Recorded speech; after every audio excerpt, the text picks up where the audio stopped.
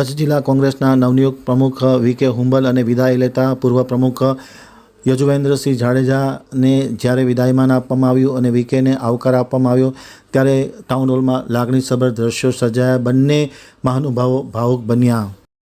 કચ્છ સૌરાષ્ટ્ર અને ગુજરાતમાં જે કોંગ્રેસના નવનિયુક્ત પ્રમુખો બન્યા છે તેમના પદગ્રહણના સમાચાર અને સમારોહ ઠેર ઠેર ચાલી રહ્યો છે, જેની વચ્ચે કચ્છ જિલ્લાના નવનિયુક્ત કોંગ્રેસના જિલ્લા પ્રમુખ વી.કે. હુંબલના પદગ્રહણ અને પૂર્વ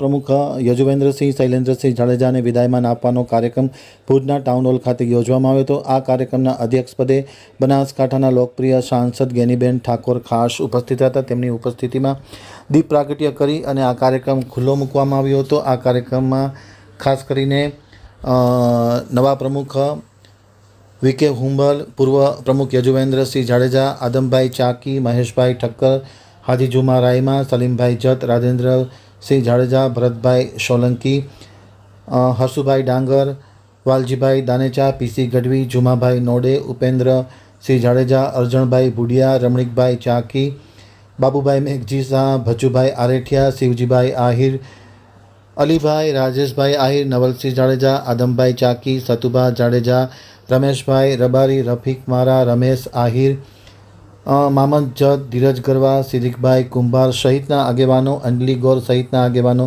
ખાસ ઉપસ્થિત હતા. તેમની સાથે પ્રવક્તા ગનીભાઈ કુંભાર પણ ખાસ હાજર રહ્યા હતા. તમામની ઉપસ્થિતિમાં વી.કે. હુંબલે આજે પદગ્રહણ કર્યા હતા અને જે પડકારો છે તેનાથી કાર્યકર્તાઓને વાકેફ કરવામાં આવ્યા હતા. પડકાર વચ્ચે આપણે પ્રજાની વચ્ચે જઈ અને સત્તા પરિવર્તન માટેનો બુંગીયો ઢોલ ફૂંકવાનો છે અને તમામ કાર્યકર્તાઓ, પદાધિકારીઓને વી.કે. હુંબલે ખૂબ આભારની લાગણી વ્યક્ત કરી હતી. જ્યારે વિદાય લેતા પ્રમુખ યજુવેન્દ્રસિંહ જાડેજા ભાવુક થયા હતા અને તેના કાર્યકાળ દરમિયાન તેમને જે સહયોગ મળ્યો છે તેને યાદ કરી અને બિરદાવ્યા હતા. ગનીબેન ઠાકોરે પણ વી.કે. હુંબલ, શૈલેન્દ્રસિંહ જાડેજાને ખૂબ અભિનંદન આપ્યા હતા અને કચ્છમાં કોંગ્રેસ મજબૂત બનશે તેવો આશાવાદ વ્યક્ત કર્યો હતો.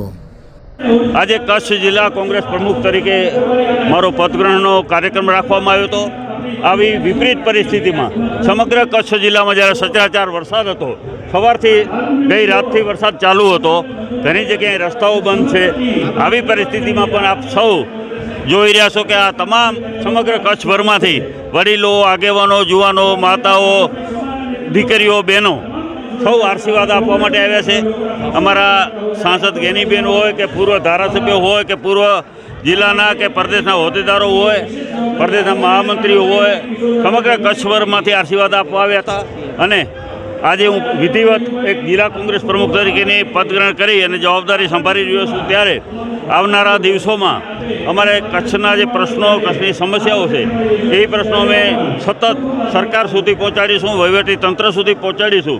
અને કચ્છમાં જે રીતે બેફામ ખનીજ ચોરી થઈ રહી છે, દારૂ અને ડ્રગ્સનું ખૂબ અહીંયા કચ્છમાં વેચાણ થઈ રહ્યું છે અને અત્યારે હપ્તા રાજ ચાલી રહ્યું છે, ખૂબ મોટે પાયે ભ્રષ્ટાચાર થઈ રહ્યો છે, એના માટે પણ અમે ઉજાગર કરીશું. આવનારા દિવસોમાં કોંગ્રેસ પક્ષ વધારે સંગઠન મજબૂત કરી અને અમે જિલ્લા પંચાયતને, તાલુકા પંચાયતની અને નગરપાલિકાના વોર્ડમાં પણ તમામ બેઠકો કરવા જઈ રહ્યા છીએ. અને અમારું ધ્યેય આવનારી ચૂંટણીઓમાં એવું હશે કે બૂથ સુધી અમે પહોંચી અને અમારા મતદારોને મતપેટી સુધી લઈ આવી અને આવનારા દિવસોમાં જે ભાજપનો અત્યારે નીતિ રીતિ છે, મોટે પાયે ભ્રષ્ટાચારો એના આગેવાનો કરી રહ્યા છે, જમીનો ઉપરના દબાણો છે, આ બધી બાબતો લઈ અને લોકોની વચ્ચે અમે જવાના છે. અને ખાસ કરીને ગુજરાતને આ કેન્દ્રની સરકાર ખૂબ અન્યાય મોટો કરી રહી છે. અત્યારે કચ્છ એટલે પહેલાં એક આપણે બધાએ સાંભળ્યો છે ઇતિહાસ છે કે ગજની આવી અને આપણને ગુજરાતને લૂંટી ગયો હતો. તો અત્યારે આ ગજની સરકાર અહીંયા ગાંધીનગરની ગાદી ઉપર બેઠી છે. એમના આગેવાનો, નેતાઓ કચ્છને લૂંટી રહ્યા છે. લાખો એકર જમીનની લાણી ઉદ્યોગપતિઓને કરી રહી છે. ગરીબ લોકોને 100-400 પ્લોટની જરૂરિયાત હોય તો પણ મળતી નથી. આ હાલતને, આ પરિસ્થિતિ છે. એટલા માટે થઈ અને લોકોના આશીર્વાદ મેળવી અને આવનારા દિવસોમાં તાલુકા પંચાયત, જિલ્લા પંચાયત અને નગરપાલિકાની ચૂંટણીઓમાં કોંગ્રેસને સફળતા મળે એના માટે અમે કામ કરીશું. અનેક પ્રશ્નો, અનેક સમસ્યાઓ છે. હવે વિધિવત આપણે મળતા રહીશું ત્યારે આ પ્રશ્નો સતત ઉજાગર કરીશું. પહેલો કચ્છનો મુદ્દો છે કાયદો અને વ્યવસ્થાની પરિસ્થિતિ ખૂબ ગંભીર, ખરાબ છે. આજે ધોળે દિવસે દીકરીઓ બહાર નથી નીકળી શકતી, રસ્તા ઉપર લોકો જતા હોય તો એના દાગીનાઓ લૂંટાઈ જાય છે, ચેનો તોડી અને ગુનેગારો ભાગી જાય છે. એકાંતરે બળાત્કાર જેવા બનાવો કચ્છમાં બની રહ્યા છે, એટલે કોઈ સલામત નથી. એટલે આના બાબતે પણ અમે ગૃહમંત્રી વાતો કરે છે કાયદામાં રહેશો તો ફાયદામાં રહેશો, પરંતુ આપણે જોઈ રહ્યા છીએ કે કચ્છ જિલ્લામાં કદાચ સમગ્ર ગુજરાતમાં વધારેમાં વધારે જો ક્રાઇમ થતું હોય તો એ આ કચ્છમાં થાય છે. અને આનું ધ્યાન અમે એક બે દિવસમાં જ એસપીને મળી અને કચ્છની પરિસ્થિતિ સુધરે, લોકોની સલામતી માટે પોલીસ કામ કરે, ભાજપના એજન્ટ તરીકે કોઈ અધિકારીઓ કે પોલીસ અધિકારીઓ કામ ન કરે, એવી અમે એમને જઈને મળી અને એમને અમે જણાવવા માગીએ છીએ. આપ સૌ અમારી સાથે રહી અને કચ્છના પ્રશ્નો, કચ્છના સમસ્યાઓને ઉજાગર કરતા રહેશો. આપ સૌ મોટી સંખ્યામાં પત્રકાર મિત્રો અહીંયા કરીને ઉપસ્થિત રહ્યા. આપ સૌનો ખૂબ ખૂબ આભાર માનીએ છીએ. ધન્યવાદ. જય હિન્દ, જય ભારત.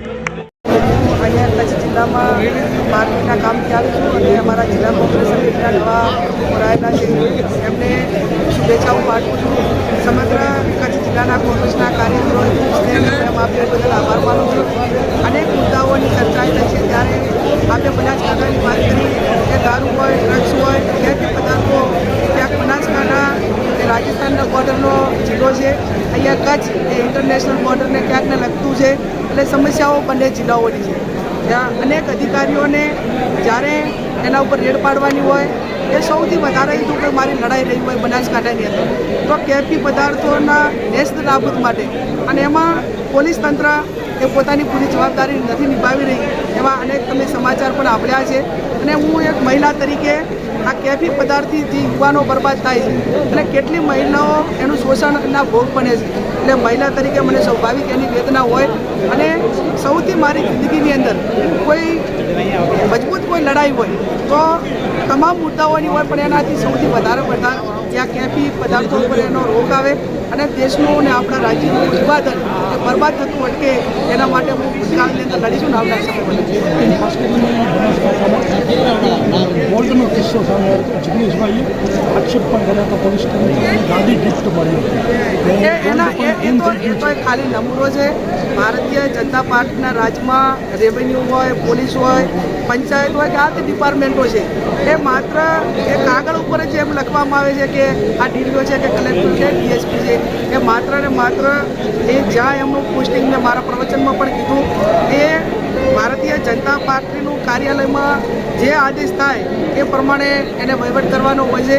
એટલે જે લોકશાહીના જે બે ભાગ છે, એક વહીવટી તંત્ર અને એક ચૂંટાયેલી પદ, એટલે સમગ્ર દેશની અંદર ને રાજ્યની અંદર વહીવટી તંત્ર જ એ તમામ જે ડિપાર્ટમેન્ટો ઉપર હાવી થઈને જે ભ્રષ્ટાચારને એને ફૂલે ફાલે એ પ્રમાણેનું કામ હોય કે અનેક જે બદીઓ આજે ગુજરાતની અંદર ભ્રષ્ટાચારનું પીળું આપવું હોય તો સમગ્ર દેશની અંદર એ ગુજરાત એનું મોડલ હોય એવું મને પોતાને લાગે. વડીલ નેતાઓએ વાત કરી, વડીલ નેતાઓએ વાત કરી કચ્છને આપ દત્તક લેવાનું, કચ્છની નશાકીય પદાર્થો છે આપ કેવી રીતના? મેં કહ્યું એમ કે નશા બાબતની લડાઈ એ કોઈ એક વ્યક્તિની નહીં, એ સામૂહિક લડાઈને જ્યારે સમગ્ર પાર્ટીઓ અંદર ભારતીય જનતા પાર્ટી હોય કે કોંગ્રેસ જે પાર્ટીઓ છે એમાં તમામને ગરીબ બેન દીકરીઓ છે, મહિલાઓ છે અને યુવાનો છે, તો પાર્ટીને કે સત્તાને એના ઉપર રહીને એને એનાથી દૂર રહીને એક સામૂહિક લડાઈથી લડવી પડે.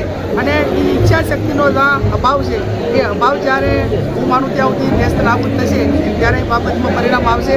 અને અમે વ્યક્તિગત રીતે કાયમી લડાઈ લડ્યા છે, કોંગ્રેસ પાર્ટી લડાઈ લડી છે અને આવનાર સમયની અંદર લડશું. એટલે આજે તો આ સંગઠનની વાત હોય અને કોંગ્રેસ પાર્ટી એ ગાંધીની વિચારધારાવાળી છે, એ સત્તા માટે નહીં પણ લોકોની સેવા માટે સમર્પિત છે. એટલે ચડાવ ઉતાર એ રાજકારણનો એક ભાગ હોય છે.